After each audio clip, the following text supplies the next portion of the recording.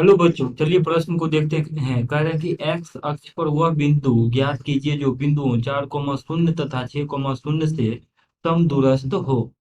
तो दिए गए प्रश्न के लिए हमारे पास जो मुख्य अवधारणा है, यदि हम इस प्रश्न के लिए मुख्य अवधारणा देखें तो दो बिंदुओं, मान लीजिए बिंदु एक ए है जिसका निर्देशांक x1, y1 है, और इसके मिलाने वाले बिंदु बी है जिसका निर्देशांक x2, y2 है।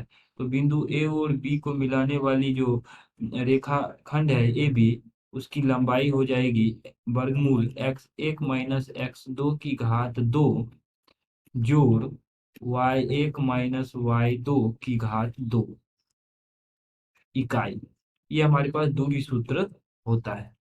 अब देखिए यहाँ पर कह रहा है कि एक्स अक्ष पर वह बिंदु ज्ञात कीजिए। तो मान एक्स अक्ष पर वाई निर्देशांक शून्य होता है, तो मान लेते हैं कि हमारे पास जो अभीष्ट बिंदु है उसको हम पी मान लेते हैं, जिसका निर्देशांक हमें निकालना है। तो बिंदु पी का जो निर्देशांक होगा एक्स अक्ष पे 1, 0 मान लेते हैं, क्योंकि वाई निर्देशांक तो शून्य होगा।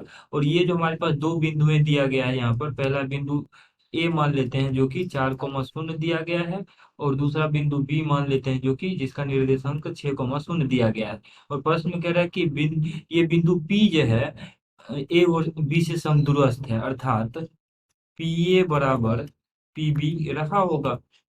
तो पी ए का अगर हम सूत्र के अनुसार लिखें तो पी ए आ जाएगा यहाँ से a - 4 की घात 2 वर्गमूल के अंदर, और जोड़ 0 - 0 की घात 2, तो शून्य आ जाएगा बराबर वर्गमूल। और यहाँ से आ जाएगा ए माइनस, यहाँ पीबी की बात करें तो a - 6 की घात 2 जोड़ 0, दोनों ही तरफ वर्ग कर देंगे। तो a - 4 की घात 2 बराबर आ जाएगा a - 6 की घात 2, दोनों तरफ वर्ग करने पर, क्योंकि वर्ग करेंगे तो ये वर्गमूल वाला चिन्ह हट जाएगा।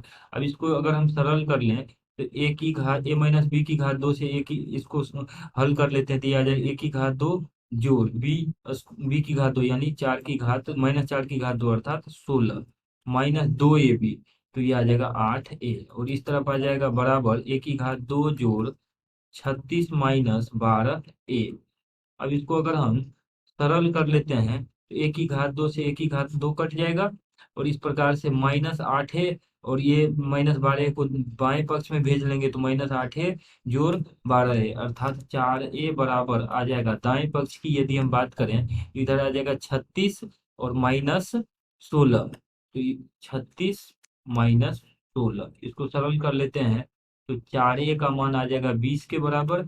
4 से दोनों तरफ विभाजित कर देंगे तो a बराबर आ जाएगा 20/4 बराबर 5, यानी a बराबर आ गया 5। तो इस प्रकार से बिंदु जो हमने माना था P, जो कि जिसका निर्देशांक हमें निकालना है, तो बिंदु P का निर्देशांक था 1, 0, तो ये आ जाएगा 5, 0 के बराबर। और यही दिए गए प्रश्न का अभिष्ट उत्तर है। आशा करते हैं कि इस प्रश्न का हल आपको समझ में आया होगा। धन्यवाद।